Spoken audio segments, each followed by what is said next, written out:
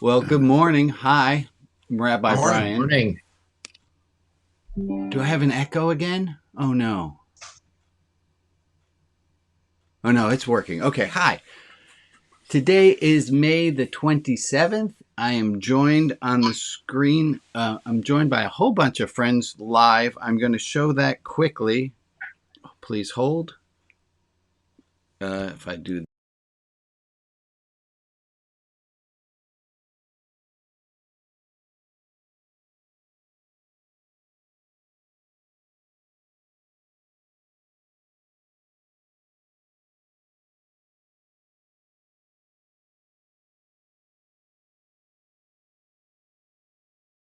Good morning. And those of you with seizures or migraines, we are back to one view. I have so many notes. I have so much I want to talk about. And at the same time, I just want to just be with people. I want to start with just on a show of hands. How do you like this phrase? A delightful smidge of euphoria. Let me see on the screen if you think, hey, I would sure like a delightful smidge of euphoria. Wouldn't mind. Yeah, most people, delightful smidge of euphoria. That's a nice phrase. It's a nice I don't phrase. like the smidge. I like smidge. Yeah, Oh, you smidge like adds something to it, doesn't it, Emily? Yeah, it does. It's Combined with delightful, especially. Yeah, thank you, Rita. Delightful smidge of euphoria. Emily, can I ask you a question? well, I don't know about the answer, but Yeah. Two people have the same experience, but can have different experiences.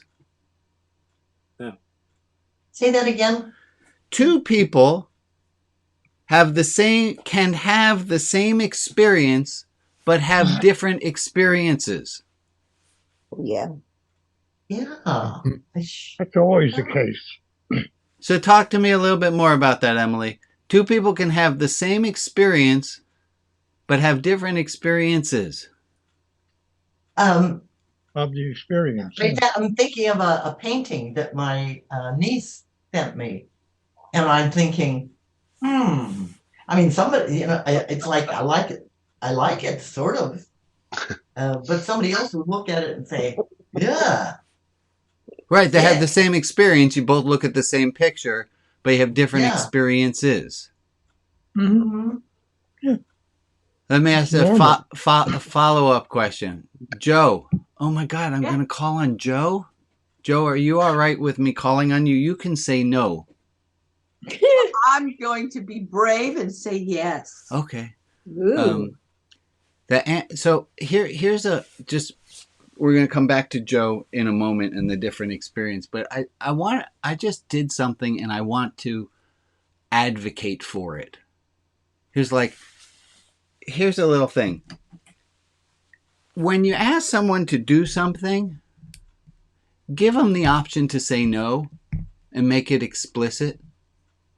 Yeah. You say, do you mind if? Yeah, but to really underscore it and say, "Do you mind if we do this?" and open parentheses, it's really okay if you say no, close parentheses. Or I've sometimes started with, please say no to this request. And I'm going to ask you, would you? So, Joe, that all having been said, you all right No. with me asking you? And we'll move on. That's fine. That's good. Stick me for a second. So let me I do have something else. I'm a little bit confused at this moment. That's all right. Two people have the same experience but have different experiences. So more than two people just saw what happened in the interaction with Joe and I. What do you think? 3, 4, 5 different experiences that people had? How many? 40. 40 Many different as experiences that people had? Yeah, as many as watched it or heard it. Yes, you will have as many different experiences as those who observed it. And sometimes even one person can have multiple experiences. Oh, yes. We've got lots and lots of experiences, yet we all often think that our experience is the same one that someone else is having. Mhm. Or we think that that's the normal by which all other experiences should be judged. Yeah. What's wrong with him? He's not thinking what I'm thinking. He's not wired the same.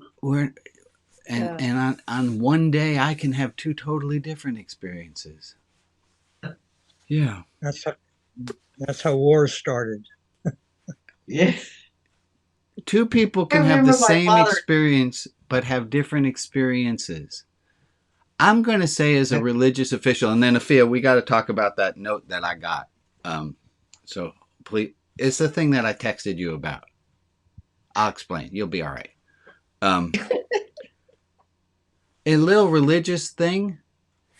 Let's keep in mind that different people have different experiences and that one's not right.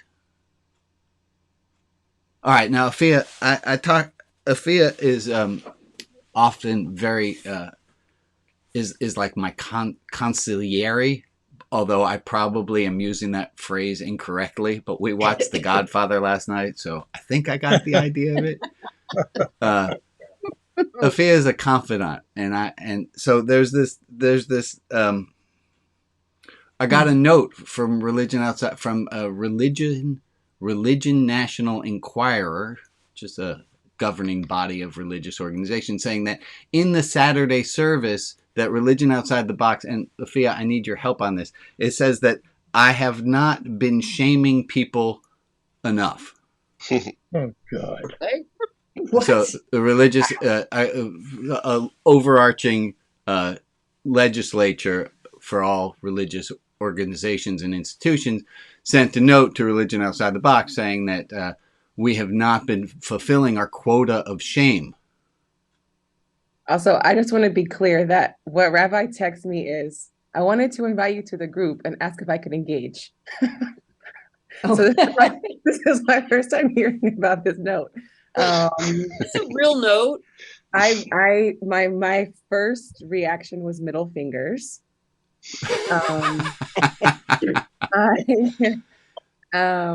And also kind of not surprising because wait, I got to time out for a second to make it very clear here, and I apologize, Afia.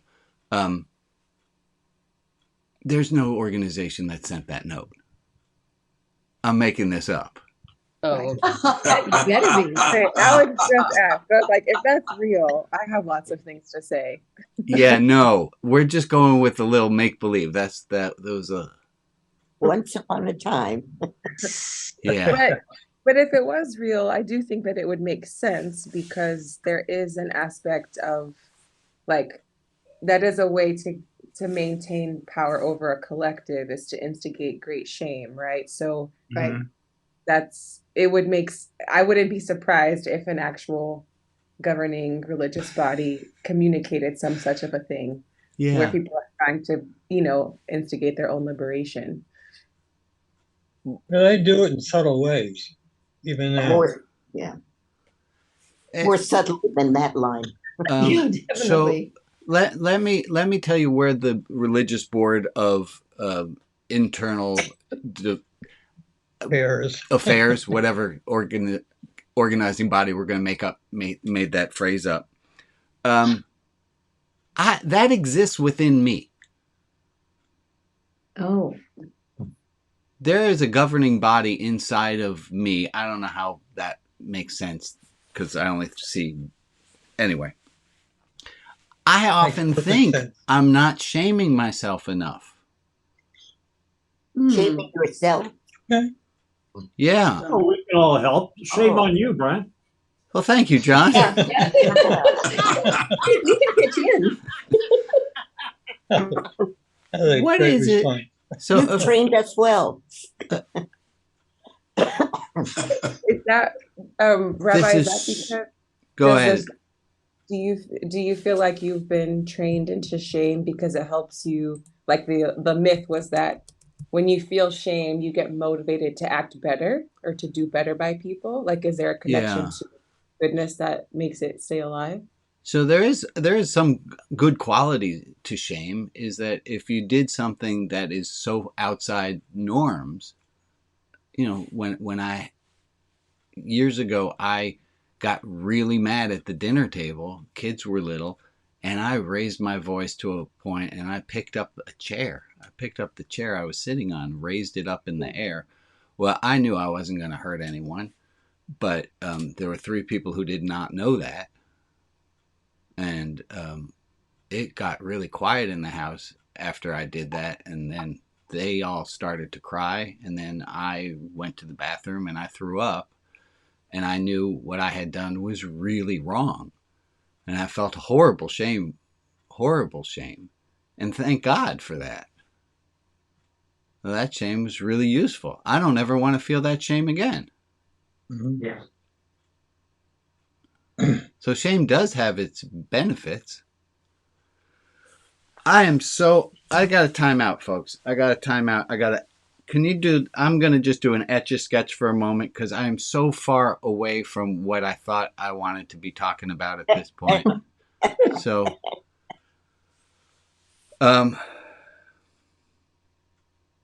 first, hi. This is a Sabbath service. By Sabbath, it just means there's some time off. And I'm honored and glad that you've chosen to spend this time here with this group, with me. I did have a shout out to Linda, who is watching later because they're having a surgery right now. So Linda, hope you feel a lot better soon. I hope you feel better by the time you're watching this. Sabbath is... Oh, Carol, I did not bring your book downstairs with me. I meant to. Carol Ox just wrote her newest book, and somebody please put a link to it in the chat. But Carol, in it you talk about how God creates and that we are in the image of the divine and that we need to create as well. And one of the things that God creates is rest. Right. And I love this idea that rest doesn't just happen. We need to create it, and that we're here to take a moment. So take a moment, would you? Thank you. If you can, maybe you find even a delightful smidge of euphoria somewhere tucked in a corner.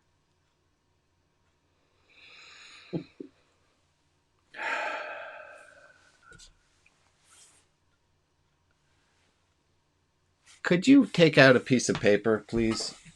You don't have to, of course. But write on it. We tried this last week a little bit. 2 qualities that you would like to be in 45 minutes time. In 45 minutes, you would like to be more loving. You would like to be more curious. You would like to be more open. You would like to be more blank. And make a note of that. Ophia, you and I did talk this morning a little before I went off on the crazy Religious Institute of Shame trip. And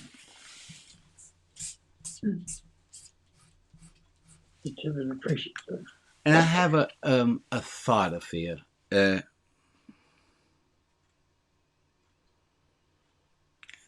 I don't know that I can get it back. It's 2 people have the same experience, but they have different experiences. One has a more positive experience than the other. The question is, does person B, the person who has the less joyous experience, does that person have the ability to make some cognitive shifts, to make some changes, to have a more enjoyable experience. Yeah. Two people are walking down the street, each gets hit in the head by a baseball. One starts cursing and screaming. One says, "Oh, look, a baseball." Because of how hard it was hit. Depends if you're still conscious. Two people have same experience, but different experiences. And my question is, Afia, help me on this. Help me word this out. What of that can we control? Because if the answer is we can control some of it, we better get going, right? Yeah. I think it depends on whether they were wearing Hold a on, helmet hold or- on, hold on. I was asking Afia a question. Okay, I'm sorry. It's all right. Yeah, I think it's tricky when there's suffering so obviously involved to think about how much power you have. Uh-huh. And I think that's part of what makes this, oh gosh, my face just took over my own screen. Sorry. Yeah. Oh, it's a beautiful face. It is. I like that Was face. it? Y'all are sweet. Thank you. Yeah, I think it's tricky when it's harder to answer that question when there's such obvious suffering at play in the experience. And I think from my own process, I'm at a point actually now where I'm going through this like practice of forgiving people who I felt had really wronged me. And in that practice, I don't think I've talked to you about this yet. That I realized that I wasn't as wronged as I thought I was. Oh. And so I had been holding. Wait. So you were holding on to a major grudge. Yeah. You decided to look into it, and what precipitated you realizing that you had mountained a molehill? I think there's some space from the sting of it, and so like if in this thing, for example, the baseball, like if I'm walking, I don't know if you said this exactly, but if the baseball hits me on my head, I could get concussed. Like there's a legitimate process of healing from the pain of that, of getting reoriented and recalibrating. And then once there's some distance from the immediate impact of that injury, you can start to consider other vantage points, right? But I think we have to respect the natural. You just can't turn every frown into a sunshine. Yeah, or that one thing that your question doesn't account for is the process, right? So like, yes, I do think that we all have autonomy and authority and power in reconsidering our perspective when something has happened to us, whatever the experience is. But that doesn't mean that we have to get there immediately. It might take 20 years before you can get there. It might take 10 years before you can get there. But to consider the possibility that you are not always in such a receptive role in life, I think that's part of why I'm trying to be careful in the responding it, because the other side of your question could lead to us thinking that, oh, well, we're just here passively accepting whatever happens to us. Right. And it's somewhere in between. It's not that I have no control, and it's not that I have full control. Carol, you go. Yes. When I taught at HUC, I told everyone to get an inexpensive Bible that they didn't mind marking up. And I said, choose one color ink, and then look at it a year from now and see if you would underline the same passages. Uh-huh. A year from that with a different color. What I'm saying is a lot of our reactions have to do with our growing and so on. I am growing now that my memories of the past are less and less toxic. And I think within another 5 years, I will have had a wonderful, idyllic childhood.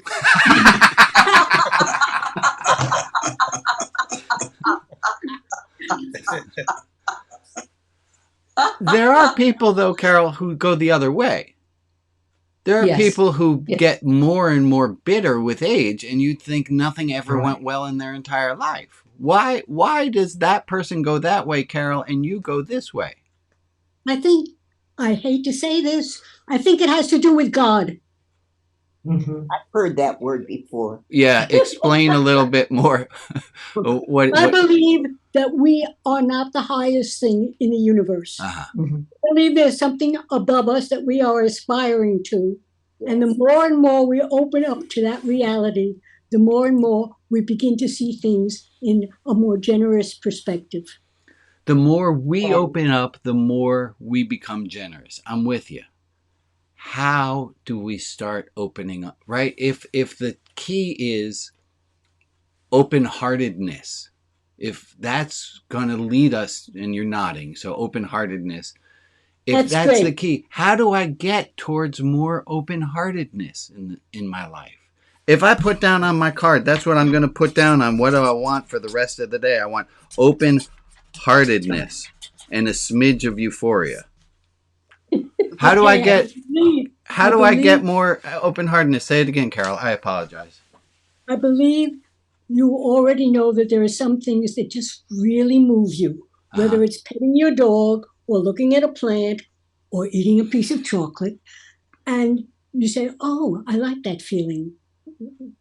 Can I extend that feeling? Right. You know that feeling. It's innately yours. And you need to claim it and you need to strengthen it. So there's a moment in what you're saying, and 12-step agrees with you, is there's a choosing. You have to choose, you have to leap, you have to let go of what you thought was in control and go towards something else. Yes, thank you, Carol. Ellis. And then Jack, thank you. And then Rita. Speaking of different experiences, what I've realized, and maybe it only works for me, is the more I accept myself, the more I love myself, the less all this other stuff matters. And like Carol said, my childhood gets better and better all the time. Yeah. And it's simply because I've not only accepted myself, but my forebears, all the people that influenced my life, they were doing the best they knew how. Yeah. Acceptance is the answer to all my problems. Unfortunately, it affects us as, especially as children, it affects us deeply. And sometimes, as somebody else said, it takes years to work through that. Yeah. Thank you, Alice. It does. I think I said Jack and then Rita. Yeah. Based on what Carol said, it's very true. When you start trying to love God more and more, then you find yourself undergoing a transformation in your whole body, mind, and heart. I love it. Thank you, Jack. Rita, yes, more love, less hate. More love for sure, and also more gratitude. For me, when I spend time thinking of what I'm thankful for, it outweighs or that which I'm not thankful for. Yeah. And I got another one that goes in with what you were just saying, Rita, is not only more gratitude, but fewer complaints. We can game that one on both ends of it. Yeah. Melissa, Rags, and then we're gonna move to a new idea. Go, Melissa. I would like to connect something that Afia said and Carol said. Afia said that the casting off, like releasing resentment and being forgiving. And you asked Carol a question, why do some people do bitter, some people don't? And I believe that some people just become bitter because they're harboring resentments. And talking about different experiences, some people love, and I'm one of them, love roller coasters. And so for me, that's a smidge of euphoria. And for other people, it's torture. Yeah. So anyway, that's all I have. Yeah. Different strokes for different folks. I love the idea of a roller coaster. And you know what I found out is I really don't like spinny rides. And this whole Earth and this whole cosmos, it's a spinny ride. Yes. Rags, go ahead. Thank you, Melissa. Oh, I hate roller coasters. An image that I always find very helpful is the image of living with open palms, accepting what comes, accepting what goes, and just looking with wonder at whatever's there now. And I do think that's how the universe works. And being open to the flow, not, in other words, not either grabbing hold or flinging away, none of that sort of violent interruption, but just a calm kind of wonder, always attentive, always noticing, always open to what comes. That's what I find most helpful in everything we've been talking about. We're all talking the same thing. We're getting more open. I keep hearing that the same theme of being more open, less rigid, less fixed. Yeah, not trying to reject things or keep hold of things, not trying to be in control, because we're not. And that's gonna bring me to what we're doing here in this service. This is not a scripted service. I don't know how it's going to go, but it is almost a here and now event of let's see what's happening, and that this service helps us, or its goal is to help us develop that curious mindset and an more less fixed attitude. John? There's an axiom that regarding skills, whether it's learning the French horn or whether it's being more comfortable with the way things are, it takes 10,000 hours of practice to achieve a form of mastery. So if we're looking to improve our skill in observing more positively, then we have a lot of work to do. It's hard to keep track of when the 10,000 hours comes and goes, but it takes a lot of work. It does. Here's a quote, and this was hinted at in the invitation to the service. It says, "This too shall pass, and then some other bullshit will come and take its place. It never fucking ends." Well, I mean, you think of it, the only time that exists is the present moment. It's right now. It's right now. This too shall pass, then some other bullshit will come and take its place. Here's a different version of the same thing in a meme. Annoying things happen always. Why you not learn not to be annoyed? Annoying things always happen always. Why you not learn not to be annoyed? That's hilarious. You have to accept. Good advice. Right? These are the same quote. They're just different.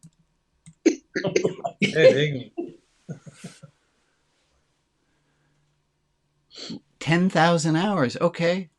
So if the next time something annoying happens to us, instead of us reinforcing, God, that really pissed me off. Instead of doing that, think, is there a way, can we divert the train from going on that, I'm going to just concretize myself in, and can we go more towards, well, look at that. 9,999 hours, 59 minutes to go. That's one way. Acceptance. Yeah. And acceptance is the key to all of my problems. Humor. But it leads me back to this question. If it's so choosable, why are we not all doing it? So it would seem to me that it's not so choosable, because look at the suffering that we have in our lives. If it were so choosable, we'd do it already. Yes, Sophia, I was just looking at you and you're like, go, talk.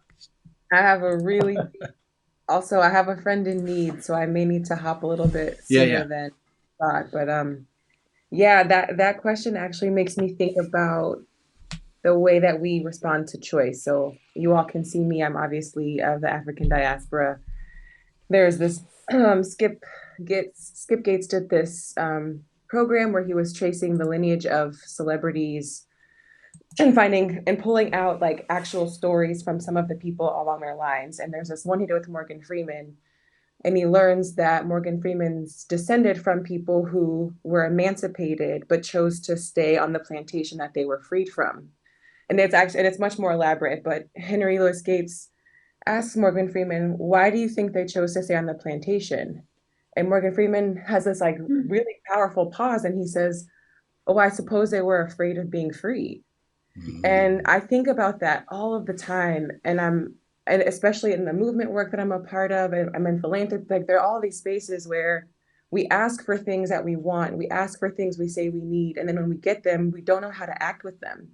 And so I'm really curious about us being afraid of really not having a governor, not having a punitive God that controls things, not having because it's we can even break down to simple things, right? Like if I know that dairy makes my stomach hurt, I will carry around Lactaid to minimize the hurt, as opposed to just not eating the thing that's going to hurt me. Right?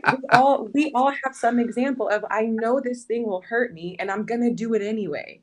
And then when we amplify out to these things like our relationships, and to this question you're asking of how could we choose that thing when it's so much harder to choose that than it is to choose not to eat dairy that will cause me pain. Right? So I'm really curious about that for us as people.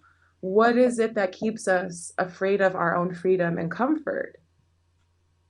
I really No, that's a brilliant question. Let's sit with that for a moment. Can I say one thing real quick?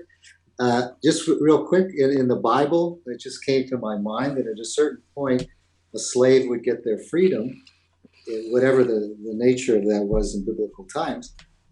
But they also had the choice not to take it. So the freedman's thing is interesting. And what they would have to do if they didn't take their freedom, they would have to put their ear at a post and have it with an awl, yeah. With an awl, and then they would just stay. They would. In other words, it's okay, whatever you choose, basically. But what a strong concept that we're looking at is that we are choosing. And I'll tell you what I don't like. And Carol, I'm with you. Hold on one sec. It's a damning proposition that we are the ones that are. So are you telling me I could be totally happy? It's just I'm the thing that's in the way? And it's okay if you are. Yeah. That feels like I could really do a number on myself. It's okay. Either Carol, way. go. I have a friend who, with her husband, left one of the Soviet countries. And she said it would be so hard being free. Say that again. Say that again. I missed the words. It was so hard being free. Yeah. She said, I never had to make a decision about this or this or this or this.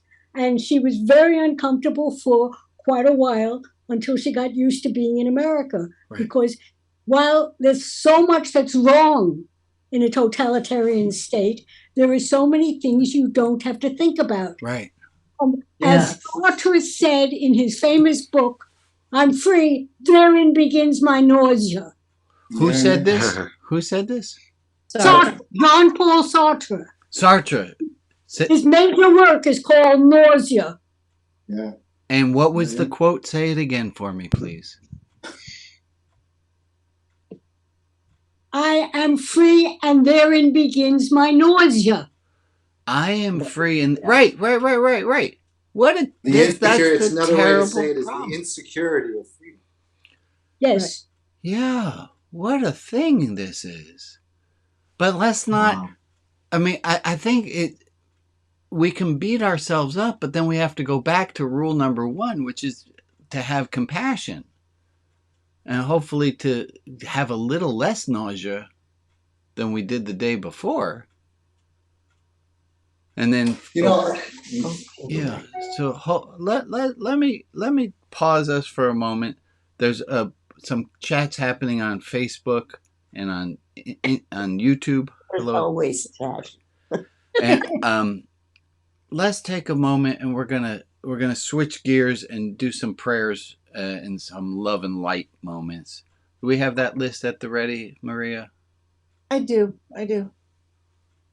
These are the names for this week: Rob B., Rita S., Francis, Lois Lopez, Karen, Bill, and Sandy, Robert Siegel, Ann Siegel, Mira Hannah Botfrida, April, Michelle, Krista, Robin, and Rebecca, Jim, JJ, and R, Jennifer Dobbs, the Cook family, Bill, Elizabeth, and Vicky, Mary Wolf, Andy Vasnick in spirit, Esther and Danny Sullivan, Kat, Irene in memory, Marilyn, Lois Weiner, Virginia Bridgman, Helen Tevlin, Michael Eaton, Helen Kranak, Lori, Wayne, Tammy, Matt and Monica, Paul and Kat,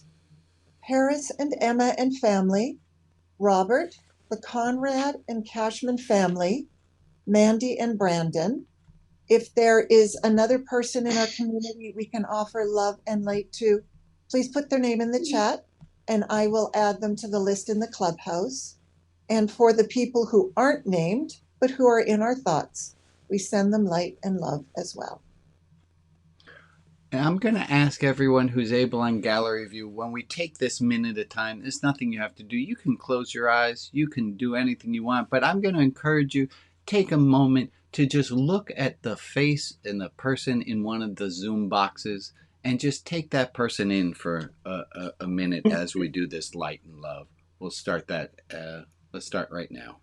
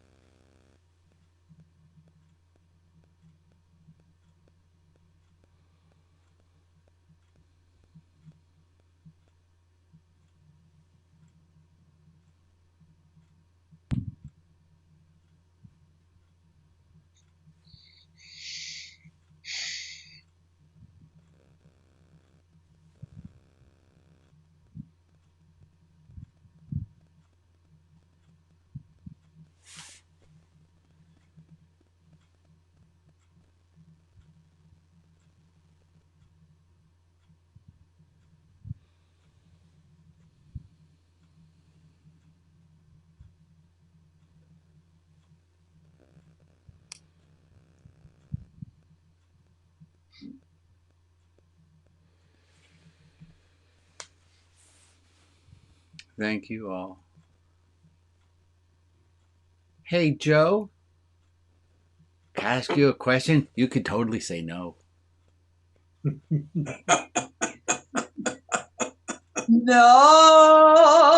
no, no. All right, I'll move on then. I have a question for the group as a whole. Here, wait, first. That's clear. Here, look, I baked these last night. Can I just say that was not easy? No, that's a... Wait, what? Yeah. Do you want That to... was not easy. Did you notice I had to dress it up and sing it and play with it in order to get it out? Like, just to sit here in front of everybody and say, can I ask you a question? And I'm saying it to the rabbi in front of the group to say no to the rabbi in front of the group just because I can as me. That was very hard. Very good. Good job. Good. I like the regular no better than the musical one, actually. But thank you, Rita. Joe, you taking on all those compliments people are giving you on top of the one you have for yourself? I am. That was really fucking good. That's hard. Hard to say no. It is.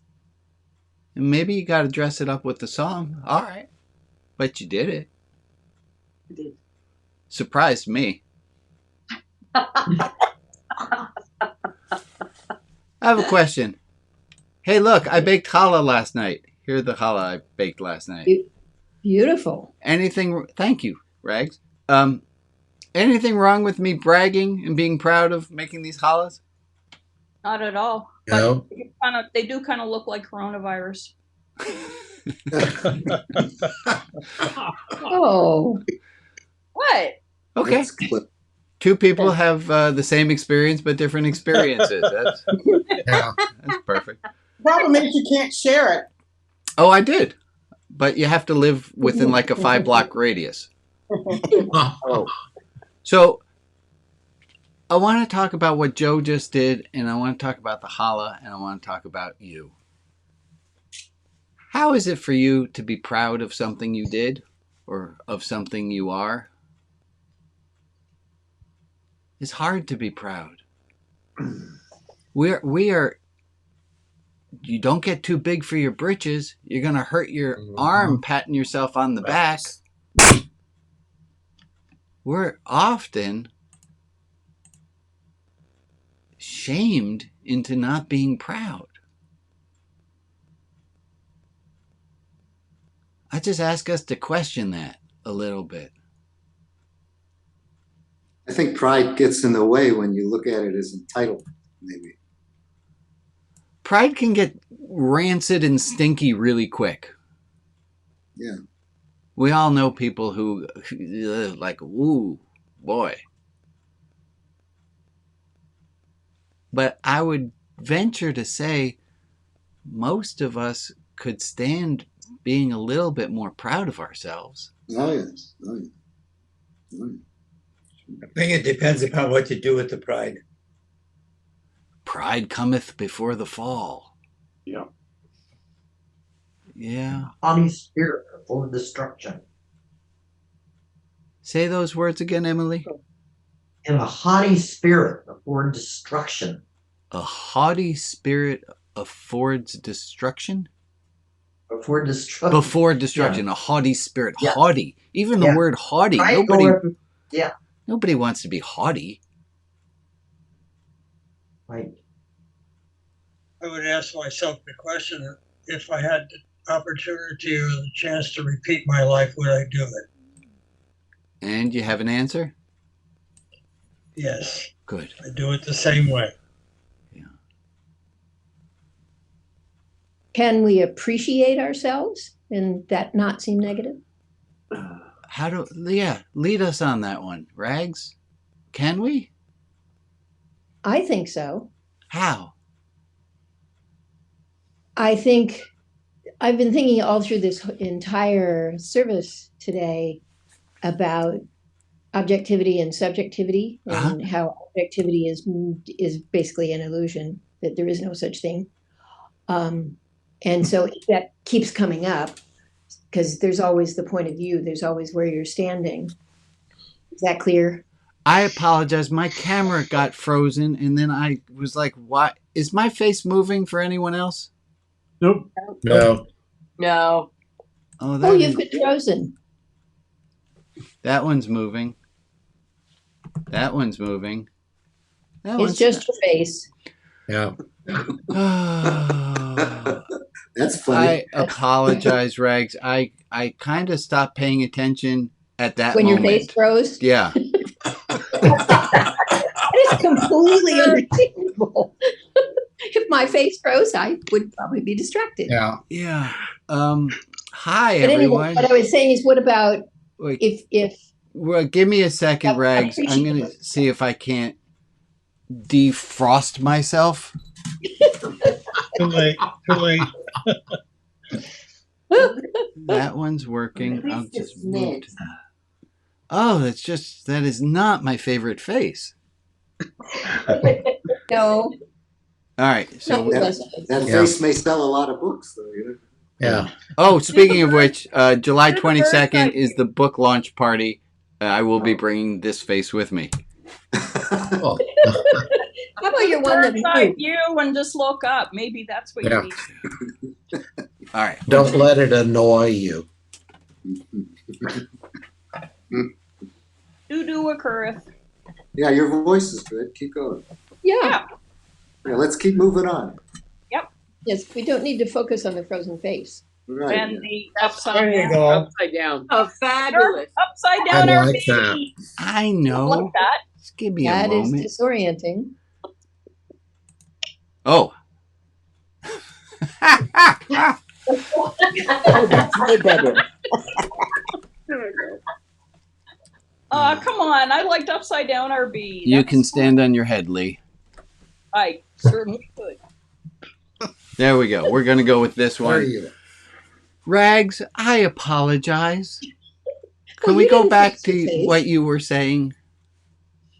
Oh, just appreciating yourself, thinking, that often what we do with language gets us stuck in a perspective on whatever it is we're talking And about. how do we do that? How do we loosen ourselves up without drugs and alcohol? A shift in language is A shift probably in what- language. Yeah, like appreciating. I appreciate as opposed to I'm proud of. Oh, or I other- appreciate this about myself. Oh, I like that. Can we? I think most of it, more of us can be comfortable saying, I appreciate this than I'm proud of it, because I'm proud of it does have all those echoes. Okay, we're going to try a thing. Alex, can you get us into small groups? We're going to all go into small groups of 5 peoples, and everyone's going to say 2 things they appreciate about themselves. You don't have to do this, but can you? Can you go and everyone do a moment of these are 2 things I appreciate about myself? Alex, how much what do we need to do to get Your belt? The rooms are open. Rooms are open, so we're going to be in rooms for 5 minutes. I'll see you there.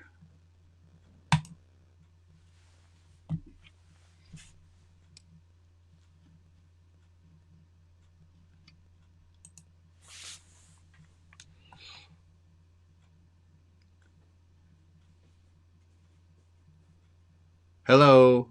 Hello. Hi. Hi.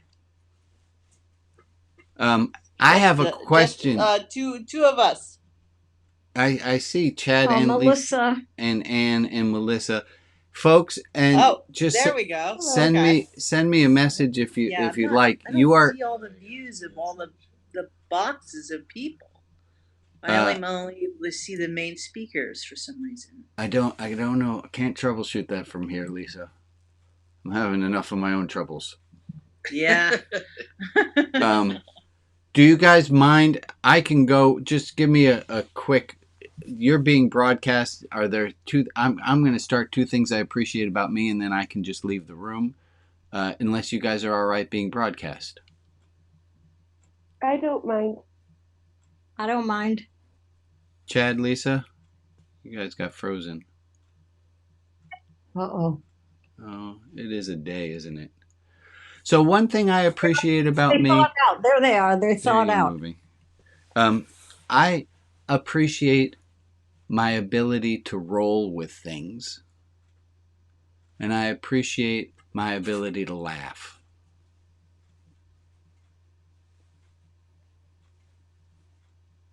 How about you, Melissa?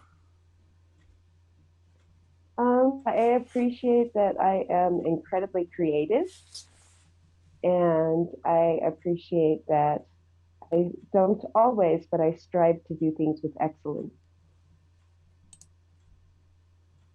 Anne?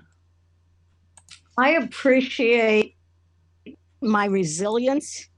And as I get older, my increasing generosity to what has happened to me in the past.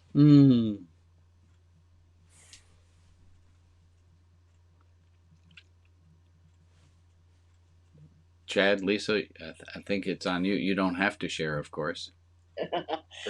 I appreciate my ability to speak up about things, especially when I see something wrong, bringing it to light and making other people aware. And I am happy with how I'm growing in my patience. Patience is good. Chad, you want in? I'd say also creativity and being hardworking. I noticed, Chad, you didn't say I appreciate about myself. Not that that was required, but was that because it was weird to say?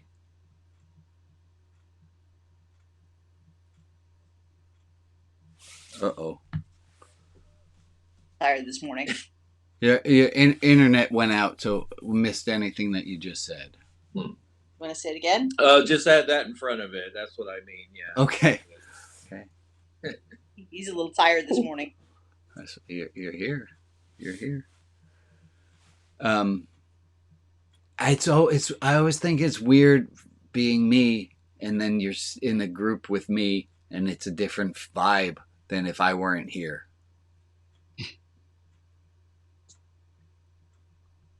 And you seem to be the only one not frozen on my screen. I would have said exactly what I said, whether you are here or not. Okay. My self-grandiosity has gone a little far. I don't know. No, I think it's more that now that I am retired, I am enjoying speaking freely. Good. And you like that about yourself? Yeah. Yeah.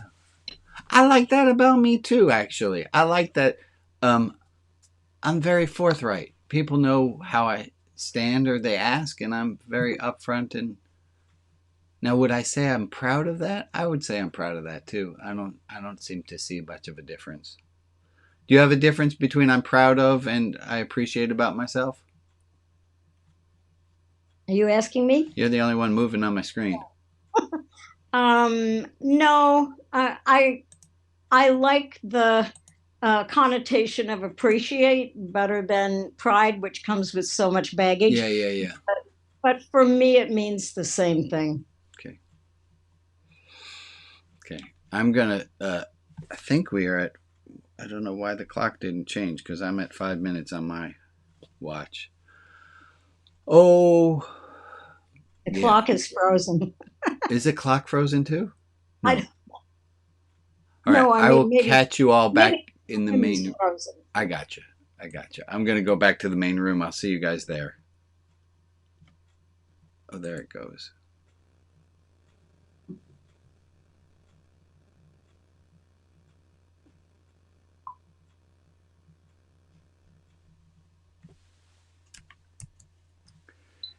If you're watching on YouTube or you're watching on Facebook, I'm sorry.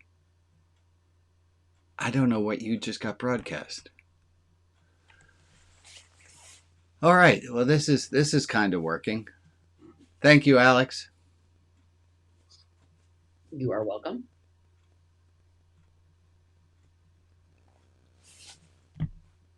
I'd like to say that, Brian, I'd like to say that this is the first time I experienced being put in small groups and not being frustrated that it came to an end too soon. It was very nice to get done what we had to do without pressure. Yeah, as I do make a guarantee that the service will be exactly to everyone's liking every time. Okay. Yeah, well, you're doing a good job. Thank you, Michael. All the rooms are not yet closed. Alex, let me know when they are. John, I love they're closed. You've transformed a little bit there. Well, I thought I'd join in the parade of alternative. That's wonderful. I have a few announcements to make. Oh, a few announcements. Where are my announcements? Our friend James, who is in Pelican Bay, California, he got 2 of his programs approved, and I'm glad also to tell you that his case against one of the correction officers at High Desert State Prison was found in his favor. And that was a surprise and a lovely. He's not at that facility anymore, but it was just a lovely thing to know that justice sometimes does come through. Here's an announcement, as always. Okay, thank you. What was the case about? Yes. Say it again, Marilyn. What was the case about?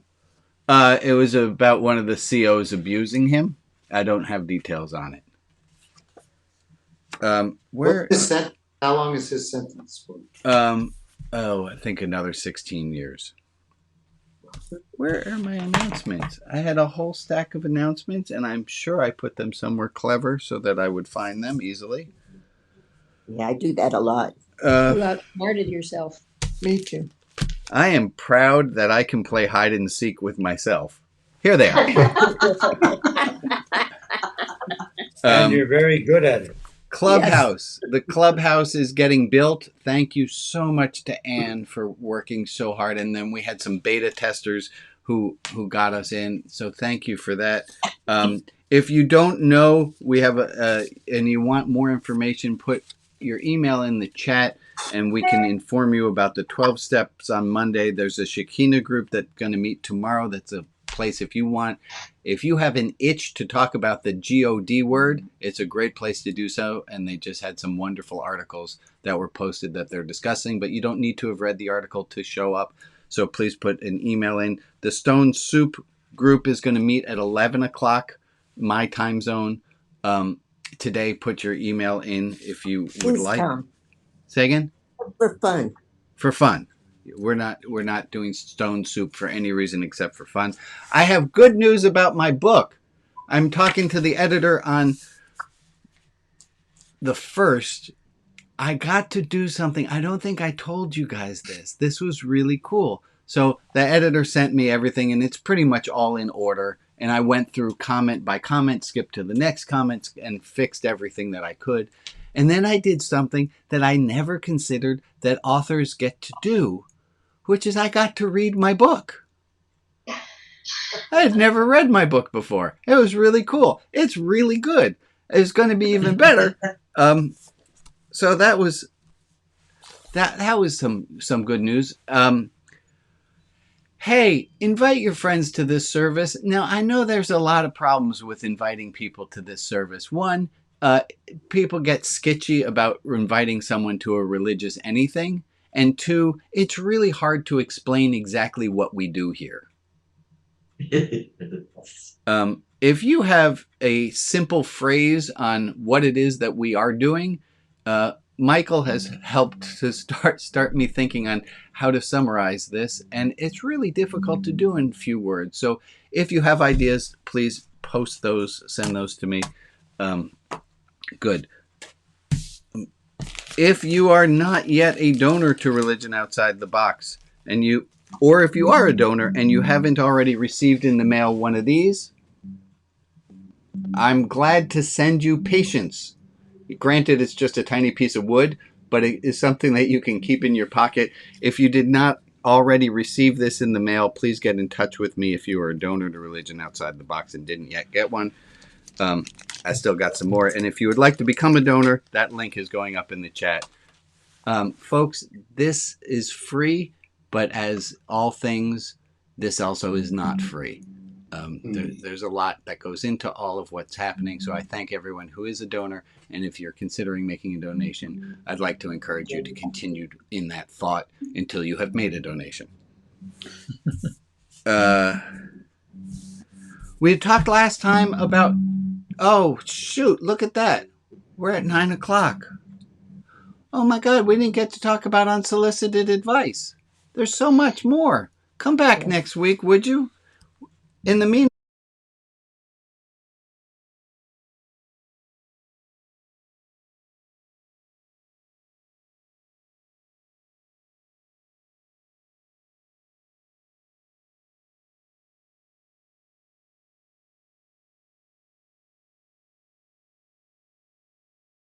and go back to this screen. And Alex, did I stop? Shit.